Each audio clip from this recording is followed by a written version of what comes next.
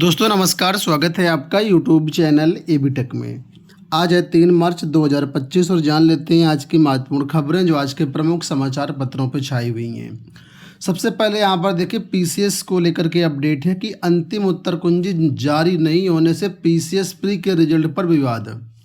आप लोग जानते हैं अभी हाल ही में पीसीएस प्री का रिजल्ट जारी किया गया है, लेकिन इसमें जो फाइनल आंसर की है वो जारी नहीं की गई है। लोक सेवा आयोग ने प्रारंभिक परीक्षा 2024 का परिणाम जारी कर दिया, लेकिन परीक्षा के उन 1 दर्जन विवादित प्रश्नों पर स्थिति स्पष्ट नहीं हो पाई जिनके गलत होने का अभ्यर्थियों ने दावा किया है। अभ्यर्थियों का कहना है कि आयोग ने अंतिम उत्तर कुंजी व स्कोर कार्ड जल्द सार्वजनिक नहीं किए तो कोर्ट की शरण में जाएंगे। आयोग ने 22 दिसंबर 2024 को पीसीएस परीक्षा करवाई थी। इसके बाद अभ्यर्थियों ने दावा किया कि परीक्षा में 1 दर्जन सवाल गलत पूछे गए हैं। आयोग ने जिन विकल्पों को सही उत्तर माना था, अभ्यर्थियों ने तमाम साक्ष्यों के साथ उन पर अपनी आपत्ति दर्ज कराई थी। अभ्यर्थी चाहते हैं कि आयोग जो है आपत्तियों के निस्तारण को लेकर के स्थिति स्पष्ट करे। आयोग ने 28 फरवरी 2025 को पीसीएस के 947 पदों पर भर्ती के लिए प्रारंभिक परीक्षा का रिजल्ट जारी कर दिया, लेकिन प्रारंभिक परीक्षा की अंतिम उत्तर कुंजी जारी नहीं की। प्रतियोगी छात्र संघर्ष समिति की ओर से आयोग के अध्यक्ष संजय श्रीनेत को पत्र लिखकर के अवगत कराया गया है कि परीक्षा परिणाम को लेकर के छात्रों में असंतोष व संशय है। इसका प्रमुख कारण कि आयोग की ओर से अंतिम उत्तर कुंजी जारी किए जाने के बाद 1 दर्जन जो है ये आपत्तियां डाली गई थी, लेकिन फाइनल आंसर की नहीं जारी होने से अभी इसमें संशय बना हुआ है। आपने देखा होगा जितनी भर्ती परीक्षाएं होती हैं उन सभी में पहले आंसर की जाती है, उसके बाद उसमें आपत्तियां ली जाती है, उसके बाद फिर फाइनल आंसर की आती है, लेकिन लोक सेवा आयोग फाइनल आंसर की जारी नहीं करता है।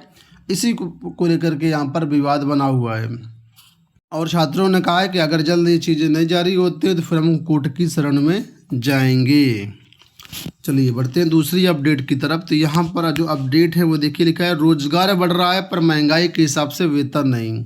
नीति आयोग के सदस्य और अरविंद विरमानी ने पीएलएफएस के आंकड़ों का दिया हवाला।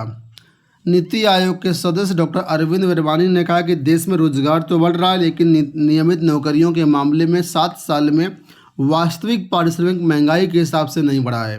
उन्होंने ये भी कहा कि नौकरी और कौशल एक ही सिक्के के 2 पहलू हैं। अगर आप में हुनर है तो उससे नौकरी मिलना आसान हो जाता है। विरमानी के अनुसार वैश्विक जनसंख्या के मामले में हमारे पास अवसर है, उसका लाभ उठाने की ज़रूरत है और इसके लिए शिक्षण और प्रशिक्षण की गुणवत्ता में सुधार महत्वपूर्ण है।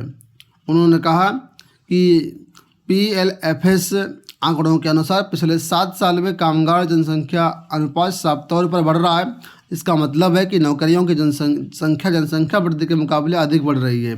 इसमें उतार चढ़ाव भी है, लेकिन जो रुख है वो बताता है कि नौकरियां बढ़ रही हैं। अतः ये कहना गलत है कि नौकरियां नहीं बढ़ रही हैं।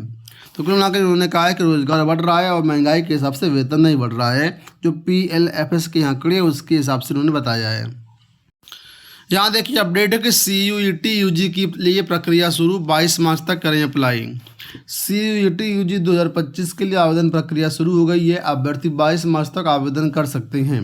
ये परीक्षा 8 मई से लेकर के 1 जून तक देश के 285 शहरों में आयोजित की जाएगी। इस बार सीयूईटी यूजी में कई बदलाव देखने को मिलेंगे। अब 37 विषयों में परीक्षा होगी। सीयूईटी यूजी परीक्षा में विषयों की संख्या को 63 से घटा करके 37 कर दी गई है। इसमें 13 भाषाएं हैं, 23 डोमेन विशेष विषय हैं और 1 सामान्य योग्यता यानी जीएटी शामिल है। जिन विषयों को हटाया गया उनके लिए प्रवेश सामान्य योग्यता परीक्षा के अंकों के आधार पर दिया जाएगा। पिछले साल 33 भाषाएं थी और 29 डोमेन विषय से थे। जो लोग ग्रेजुएशन करना चाहते हैं उनके लिए विशेष अपडेट है कि अब किसी भी यूनिवर्सिटी में, चाहे वो सेंट्रल यूनिवर्सिटी हो या स्टेट यूनिवर्सिटी हो, एडमिशन लेने के लिए आपको सीयूईटी का एग्ज़ाम देना पड़ेगा। जो भी अभ्यर्थी इस साल 12 में अध्ययनरत हैं, जो 12 की परीक्षा दे रहे हैं, उन लोगों के लिए फॉर्म है, फॉर्म भर दीजिए। एंट्रेंस होगा, एंट्रेंस के आधार पर ही अब ग्रेजुएशन में बीए, बीएससी, बीकॉम में आपका एडमिशन होगा। तो सभी छात्रों के लिए जो भी 12th में अध्ययनरत हैं उनके लिए ज़रूरी है और इसका फॉर्म आप लोग भी अपने जो आसपास के बच्चे हैं उनको आप बता करके भरवा सकते हैं। यहाँ देखिए अपडेट है कि 8000 शिक्षकों की भर्ती करेगा नगर निगम। नगर निगम करीब 8,000 शिक्षकों की भर्ती प्रक्रिया शुरू करेगा। नई दिल्ली से अपडेट है। ये फैसला शिक्षा विभाग से जुड़ी 23-24 की ऑडिट रिपोर्ट के सामने आने के बाद लिया गया है। ऑडिट रिपोर्ट में नगर निगम के स्कूलों में 7,928 शिक्षकों की कमी बताई गई है। मौजूदा समय में 18,494 शिक्षक हैं, जबकि 26,000 से अधिक शिक्षक होने चाहिए थे। तो निगम के स्कूलों में छात्रों की संख्या लगभग 2,37,000 से अधिक है। छात्र शिक्षक अनुपात देखा जाए तो कम है। वर्तमान में एक शिक्षक पर 43 छात्रों की जिम्मेदारी है, जबकि 1:30 होना चाहिए। तो इसके लिए कहा गया है कि दिल्ली अधीनस्थ सेवा चयन बोर्ड यानी कि DSSB को शिक्षकों की कमी को दूर करने के लिए मांग पत्र लिखा गया है। आने वाले समय में दिल्ली में जो है 8,000 शिक्षकों की भर्ती होगी। फिलहाल यहाँ पर अपडेट है आपकी LTGIC भर्ती को लेकर के कि स्कूल का विकल्प लेकर के तैनाती देना भूल गए अफसर। आप लोग जानते हैं LT ग्रेड और GIC प्रवक्ता दोनों भर्तियों के लिए कॉलेज चॉइस करा ली गई थी। कॉलेज चॉइस कराने के करीब मुझे लगता है 2-3 महीने हो गए होंगे, लेकिन अभी तक इनको नियुक्ति नहीं मिल पाई है।